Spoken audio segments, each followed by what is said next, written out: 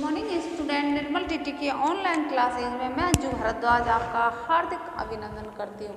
बच्चों, आज का हमारा टॉपिक है नया BSc BA integrated third year के लिए संस्कृत शिक्षण।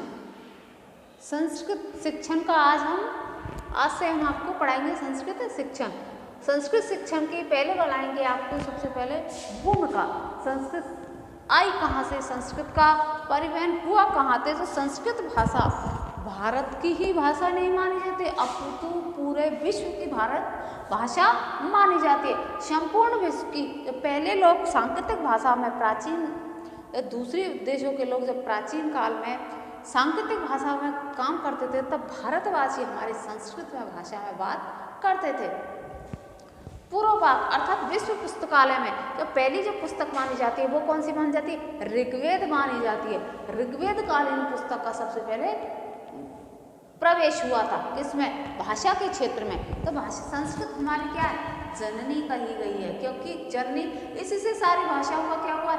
उद्भव हुआ है। संस्कृत भाषा से सारी भाषाओं का उद्भव होना, तो जहाँ से जो उत्पन्न होगा वो क्या कहलाएगी? जननी कहलाएगी। तो संस्कृत भाषा सभी भाषाओं की क्या कहलाती है? जननी कहलाती है। और इसको देव भाषा भी कहते हैं। क्या क्या बोलते हैं? देववाणी। देववाणी अर्थात देवताओं की वाणी। क्यों? देवों के द्वारा निश्रित हुई गई है, अर्थात उनके मुख से निकाली गई वाणी क्या कहलाती है? संस्कृत भाषा। संस्कृत भाषा का तो अपार, अपूर्ण, अप्रत, बहुत ही विश्व, इसका तो शब्द भंडार बहुत ही बड़ा है, विशाल है, जिसके एक अर्थ के अनेक अर्थ माने जा सकते हैं। तो संस्कृत जो भाषा है, जो हमारी जननी है, प्राचीन कालीन सभ्यता में तो जो सभ्य लोग होते थे, उसके बाद प्राकृत भी आई, पाली भी आई। भाषा का जो वर्गीकरण आप देखते हैं, तो सबसे पहले वर्गीकरण तो संस्कृत भाषा से ही उत्पन्न होती है। सारी भाषा अपभ्रंश हुई, देवनागरी लिपि वो लिपियों के अंतर्गत आ जाती है। तो इसको देववाणी भी भाषा कहते हैं। यह भारतीय सभ्यता और संस्कृति का स्रोत है। इसका साहित्य विस्तृत और समृद्ध है। भारतीय सभ्यता का स्रोत कौन सी भाषा मानी जाती है? संस्कृत भाषा। और ये इसका जो साहित्य है वो बहुत ही विस्तृत और समृद्ध साहित्य है। प्राचीन जो विद्वान हुए थे वो तो भारत के साहित्य की परिचर्चा करते हैं, जो भी संस्कृत के साहित्य की, तो संस्कृत जैसा साहित्य, उसका प्रकांड विद्वान जो हुए थे, जो संस्कृत में ही उन्होंने सारी रचनाएं लिखी थी, उनका तो कहना ही क्या। बाहर से जो लोग पढ़ने आते थे संस्कृत की खोज के लिए, संस्कृत के बहुत सारे भंडारों को तो अपने साथ लेके गए थे वो लोग जो आए थे। तो इसी परिपूर्णता से आगे भारतीय इतिहास के अनुसार जगत के आदिकर्ता कौन हुए थे? जगत के आदिकर्ता ब्रह्मा जी के मुख से निकली हुई भाषा कौन सी? संस्कृत भाषा निकली गई है। उन्होंने कहा है इसमें, अनादि निधिना नित्यवागुसा, अनादि निधिना, अनादि निधिना, अनादि निधिना, अनादि निधिना नित्यवागु उत्सृष्टा, अनादि निधिना नित्य वागुसृष्टा, अनादि निधिना नित्य वागुसृष्टा, स्वयंभुवा, अनादि निधिना नित्य वागु, अनादि निधिना नित्य वागु उत्सृष्टा, स्वयंभुवा।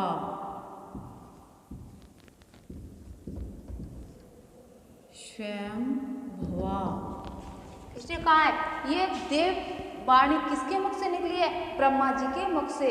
आदो वेदमयी दिव्या यत सर्वा प्रवर्तय, आदो देवमयी, आदौ देवमयी,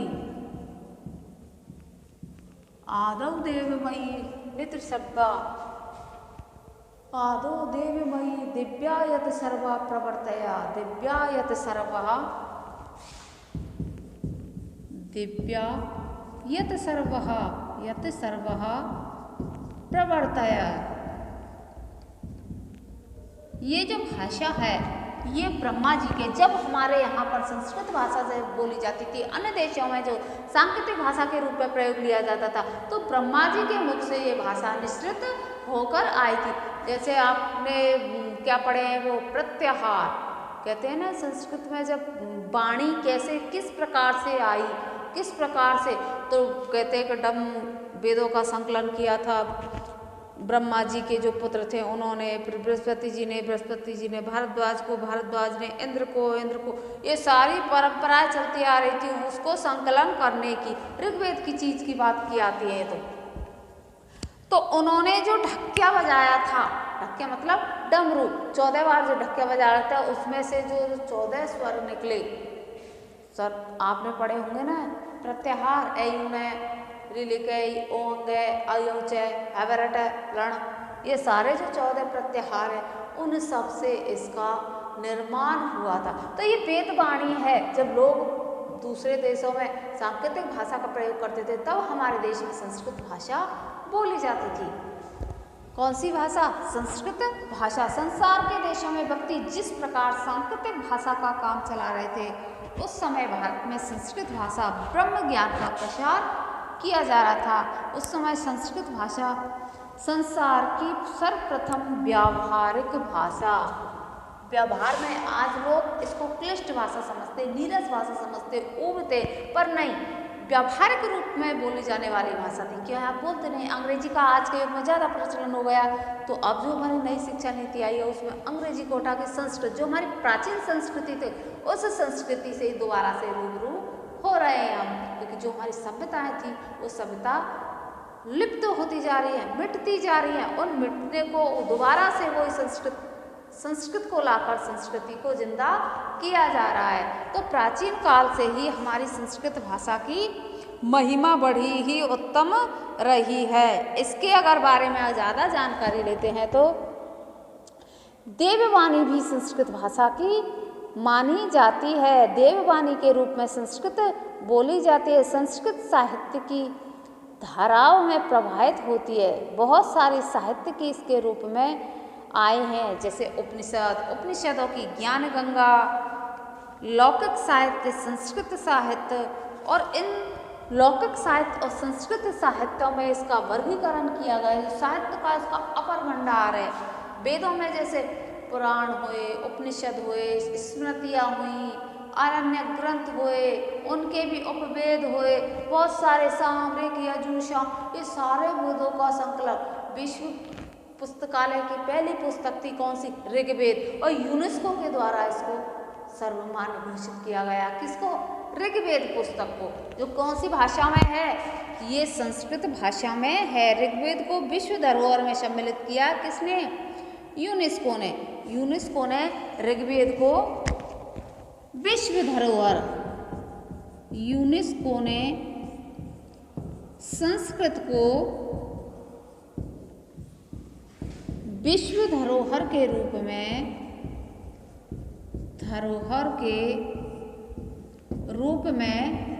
सम्मिलित किया गया है।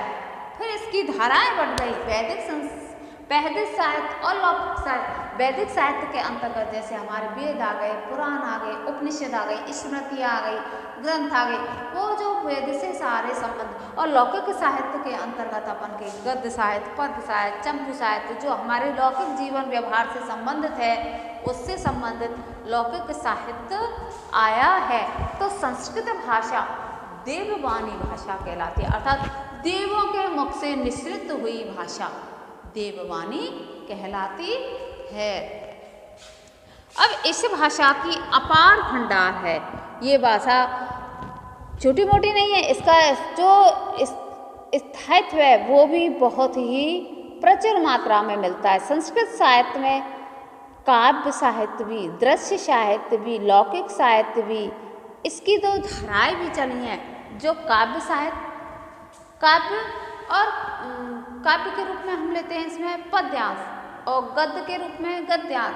दो धारा चली, गद्यात्मक और पद्यात्मक। ये भी लौकिक साहित्य और वेद साहित्य, इन साहित्यों के भाषा में ये जैसे यजुर्वेद है पूरा हमारा, सामगान है, नृत्यगान है, और ऋग्वेद है, ये हमारा थोड़ा ऋचाओं से संबंधित है, उसमें पूरा धर्म कर्मकांड के बारे में बतलाया गया है। अर्थशास्त्र अथर्ववेद है हमारा, अथर्ववेद जादू टोने इनके बारे में बतलाया गया है। तो ये सारी चीज़ें, सारी जो आज के रूप में जो हम कार्य क्रियाकलाप करते हैं, जो भी कार्य करते हैं वो संस्कृत के ऊपर ही करते हैं। संस्कृत में वो सारी चीज़ें वेदों में आपको उपलब्ध मिल जाएगी। तो संस्कृत की जो महिमा है उसकी महिमा अपरंपार है। आज के लोग इसको क्या ओप की भाषा समझते हैं, तो कुछ नहीं है, संस्कृत को दूर हटाओ, संस्कृत के कुछ नहीं होता, इसके कोई स्कोप भी नहीं है। जैसे क्या मतलब है संस्कृत लेने से, कोई आगे इसका कोई रूप नहीं है। जो प्राचीन जो संस्कृति छिपी थी, जो सभ्यता हुई थी, वो संस्कृत की ही देन मानी गई हैं। अब इसके बारे में आगे आपको बतलाते हैं कि संस्कृत भाषा की संरचनाएं की विशिष्टताएं, इसकी जो संरचना होती है उसकी क्या विशिष्टताएं बतलाई गई है। जैसे प्रत्येक भाषा की अपनी संरचना होती है जो अन्य किसी भाषा से भिन्न होती है, चाहे वह आधुनिक भारतीय भाषा हो अथवा विदेशी भाषा हो। प्रत्येक जो भाषा होती है उसकी अपनी एक संरचना में बताना। सबसे पहले संस्कृत भाषा, अपभ्रंश भाषा, प्राकृत भाषा, पाली भाषा वो होती है। हर भाषा की अपनी एक भिन्नता होती है, भिन्नता लिए होती है, चाहे वो भारतीय भाषा हो या विदेशी भाषा हो।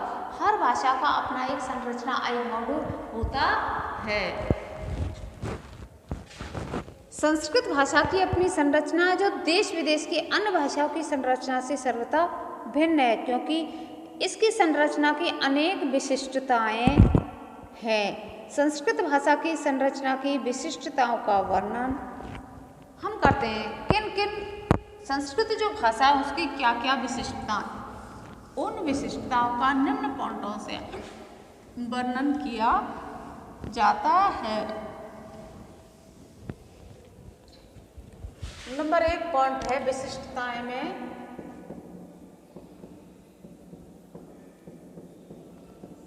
संस्कृत भाषा की विशिष्टताएं। इसमें है नंबर 1 पॉइंट संयोगात्मक भाषा। ये हमारी जो विदेशी जो भाषाएं थी, भाषा का जो उत्पत्ति हुआ था वो भारतीय, यूरोपीय भाषा, इंडियन, अमेरिकन भाषा, और उसमें भी प्राकृत, अप्राकृत, वो सारी भाषा, उसमें भी संयोगात्मक वियोगात्मक भाषा आ जाएगी। तो इसमें है पहली इसकी विशेषता संयोगात्मक भाषा। संयोगात्मक भाषा, इस संस्कृत एक संयोगात्मक भाषा है। संयोग का तात्पर्य परस्पर जुड़े होने की स्थिति से है। संस्कृत जो भाषा है वो एक कैसी भाषा है?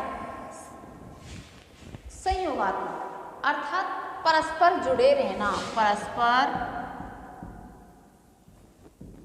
एक दूसरे से जुड़े होना। संयोगात्मक भाषा का तात्पर्य है कि परस्पर एक दूसरे से जुड़े होना। ये नहीं कि एक उधर अक्षर जा रहा है, इधर पीछे का लास्ट में और लास्ट का पीछे, वो समलर जुड़े होना, संबंधित होना, इसका तात्पर्य माना गया है। जैसे संस्कृत भाषा में शब्द रूपों, धातु रूपों के अप्रत्य जुड़े होते हैं। जैसे अब एक दूसरे से जुड़े होना, संस्कृत में क्या करते हैं? संस्कृत भाषा में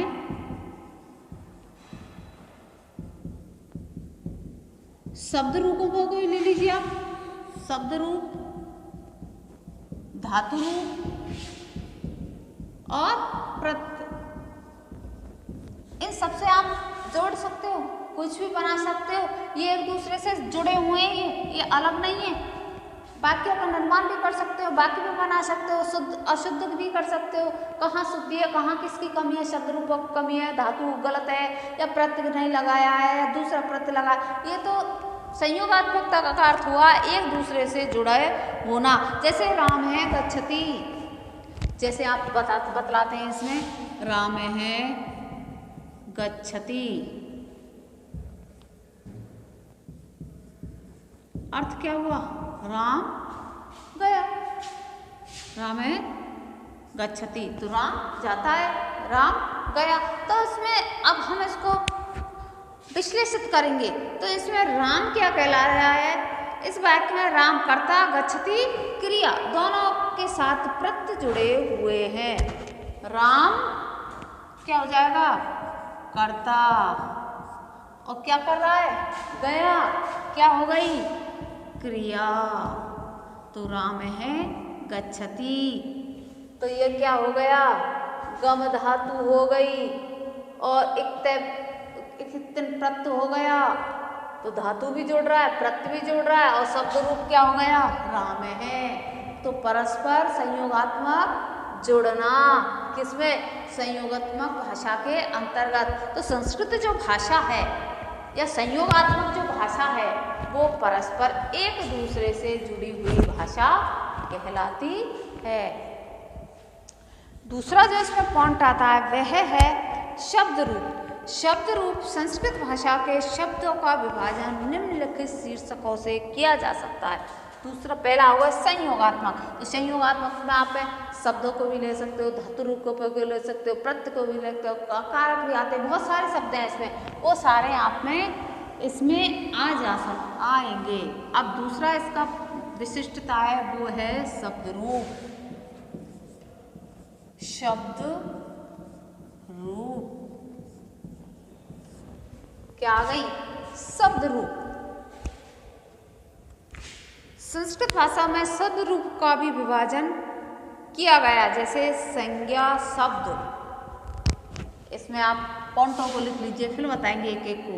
संज्ञा शब्द आप खूब जानते हो, अब तक पढ़ते आए हो।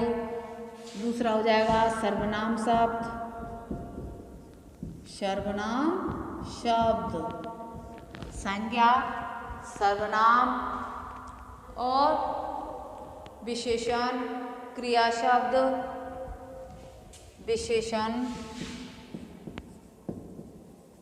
विशेषण, क्रिया शब्द, क्रिया विशेषण शब्द, क्रिया विशेषण शब्द,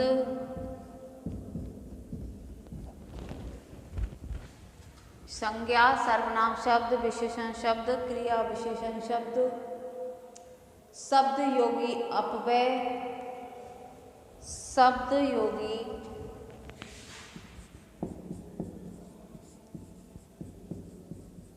योगी अपव्यय,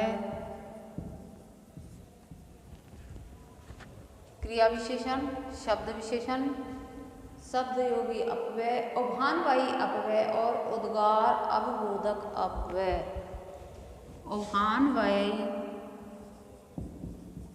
उभानवायी अपव्यय शब्द और उद्गार बोधक शब्द। ये क्या है? शब्द रूपों के द्वारा भी संस्कृत की विशिष्टताएं बतलाई जाती है, जिसमें नंबर 1 है संज्ञा। सर्वनामों के द्वारा शब्द रूपी, विशेषण के द्वारा क्रिया विशेषण, क्रिया विशेषण और क्रिया विशेषण दोनों के भी, क्रिया शब्द के अनुसार और क्रिया में भी विशेषण लगाते हुए। फिर शब्द योगी भी अपव्यय हो जाएंगे, उभान भय, दोनों उभय वाले, और लास्ट का हो जाएगा इसमें उद्गार बोधक अव्यय। तो पहला इसका लेते हैं संज्ञा शब्द। अब संज्ञा बोधक से हम कैसे इसकी विशिष्टता बतलाएंगे? पहला हो गया इसमें संज्ञा। कौन सा हो गया? संज्ञा शब्द।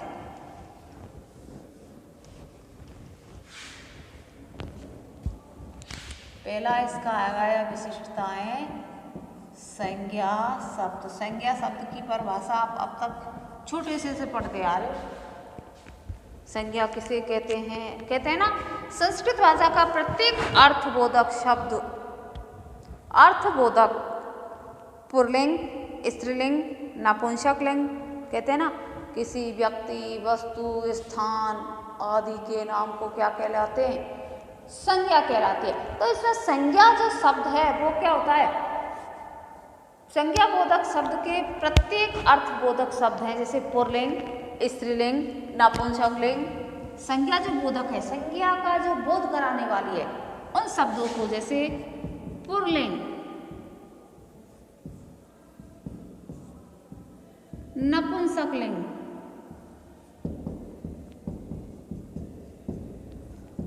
स्त्रीलिंग,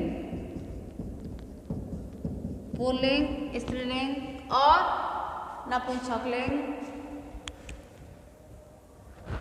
निम्नलिखित होते हैं। इसमें भी पुल्लिंग, स्त्रीलिंग जैसे हमारे 3 शब्द होते हैं, इसमें शब्द रूप लगाते हैं, हम कहते हैं राम शब्द के पुल्लिंग के अनुसार, रमा शब्द के स्त्रीलिंग के अनुसार और फल शब्द के नपुंसकलिंग के अनुसार। ये शब्द रूपों को हम चयन करते हैं, जब अध्ययन बालकों को कराते हैं तब हम कराते हैं।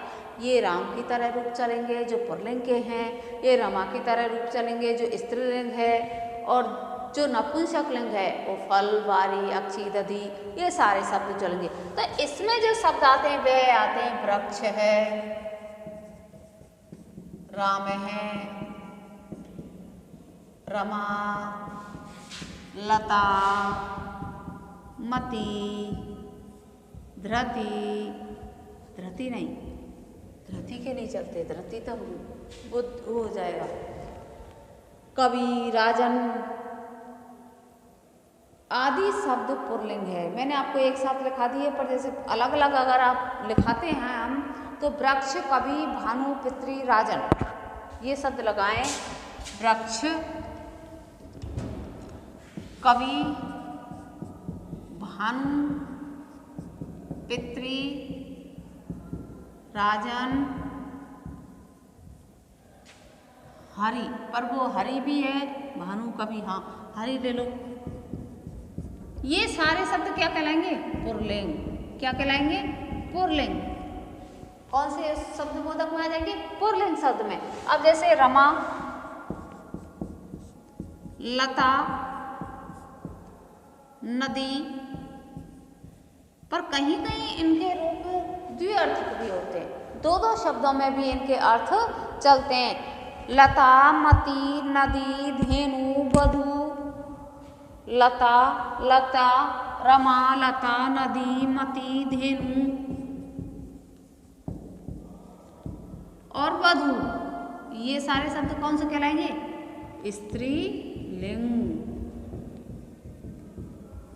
फल, बारी,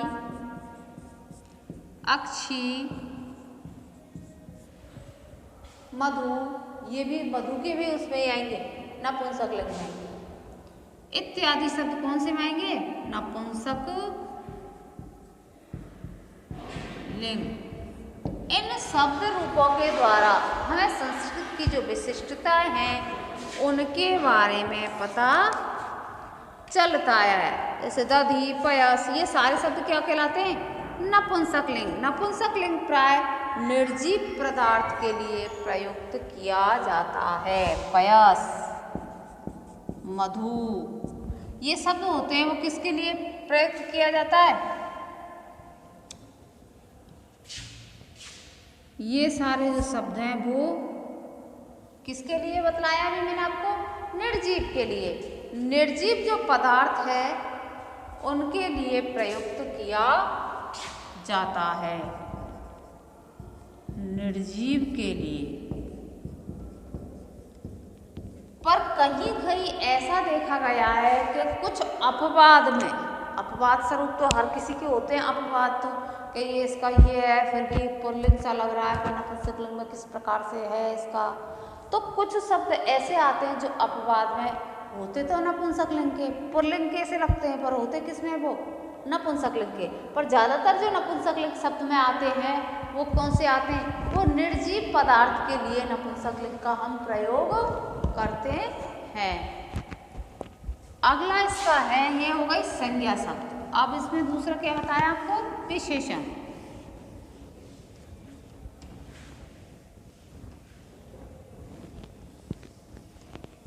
दूसरा विशेषण शब्द।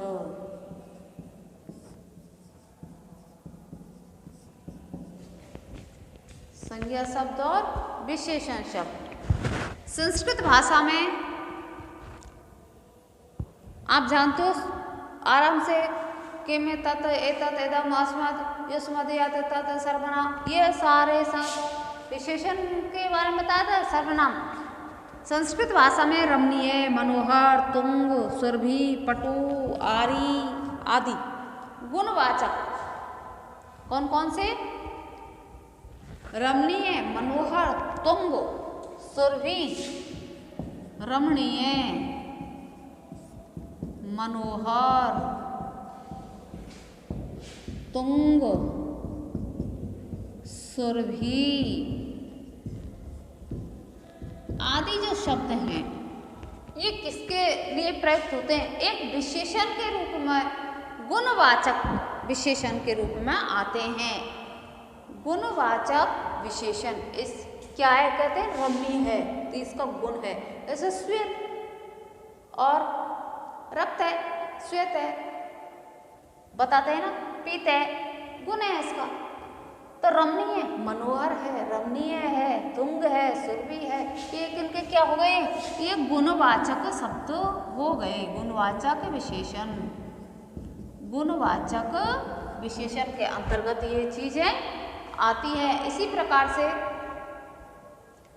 एक, त्रि, चतुर, निंशति आदि संख्या शब्द विशेषण होते हैं। एक, द्वि, एक, द्वि, त्रि, चतुर, निंशत, ये सारे शब्द क्या आते हैं? संख्यावाचक विशेषण। संख्यावाचक विशेषण के रूप में आते हैं। जो गुण की प्रधानता रखे वो तो गुणवाचक हो जाएगा, जो संख्या की प्रधानता के रूप में काम आए वो संख्यावाचक विशेषण के अंतर्गत आता है।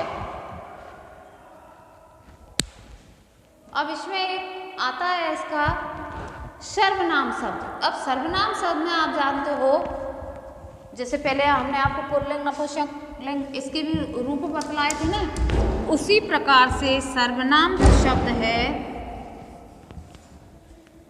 वह है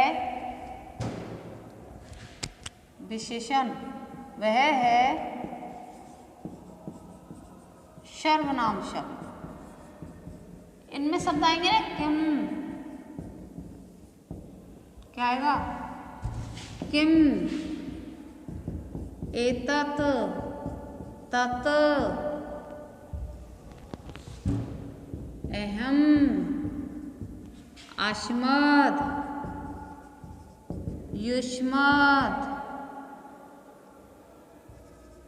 आदि जो शब्द हैं, ये शब्द क्या कहलाते हैं? ये सर्वनाम शब्द कहलाते हैं। और जो आगे जो शब्द है वो हम आपको नेक्स्ट वीडियो में बतलाएंगे। आज हमने आपको संस्कृत भाषा की संस्कृत शिक्षण के अंतर्गत कुछ भूमिका बतलाई। उस भूमिका में उसकी विशिष्टताएं, जो पहली विशिष्टता संयोगात्मक भाषा के अंतर्गत बतलाई। संयोगात्मक अर्थात एक दूसरे से परस्पर जुड़े हुए होना संयोगात्मक भाषा कहलाती है। जैसे राम है गच्छति, कृष्ण है गच्छति, रामः पठति, ये सारी चीज़ें एक दूसरे से जुड़ी होना, जॉइंट होना, संबंध स्थापित करना। दूसरा शब्द रूपों में जैसे पुल्लिंग के कौन कौन से शब्द आते हैं, स्त्रीलिंग के कौन कौन से आते हैं और नपुंसकलिंग के कौन कौन से शब्द आते हैं। तीसरा जैसे इस शब्द रूपों के अंतर्गत फिर आता है इसमें संज्ञा शब्द, सर्वनाम शब्द, विशेषण शब्द, उभयवाचक शब्द, जो आपको सर्वनाम तक आपको बतला चुके हैं। नेक्स्ट वीडियो में इसी विशिष्टता को हम आगे बतलाएंगे। धन्यवाद।